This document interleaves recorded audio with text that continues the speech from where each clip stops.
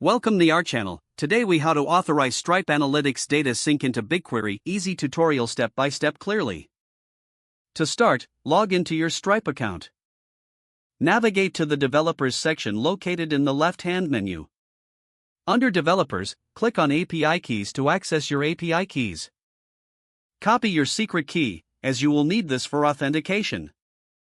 Next, open a new tab and log into your Google Cloud Console. From the Google Cloud Console, create a new project or select an existing one.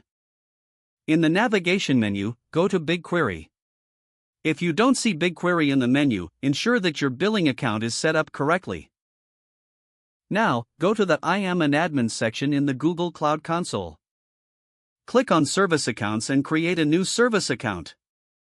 Provide a name for the service account and click Create.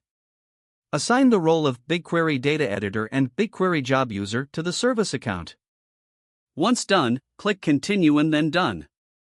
Next, click on your newly created service account and select Keys.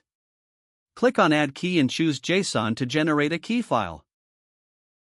Download the JSON key file to your computer, as you will need it later. Now, return to the Stripe dashboard and head to the Settings section. Under Settings, find the Webhooks option. Click on Add Endpoint to create a new webhook endpoint. In the URL field, input your Google Cloud Function or Cloud Run URL. Select the relevant events you want to sync with BigQuery. Save the new webhook endpoint. Next, set up a Google Cloud Function to process incoming webhook data. In the Google Cloud Console, navigate to Cloud Functions. Click on Create Function and provide a name for your function. Select the trigger type as HTTP and make it accessible to the public.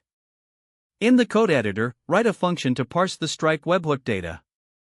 Make sure to include logic to push that data into BigQuery. Deploy the function once you have finished coding. Note the URL generated after deployment. This is your webhook URL. Now, test the webhook by sending a test event from the Stripe dashboard. Monitor your Google Cloud Function logs to ensure it receives the event. Finally, check your BigQuery dataset to verify that the data has been synced. Don't forget to like this video and subscribe to our channel for more step-by-step tech guides.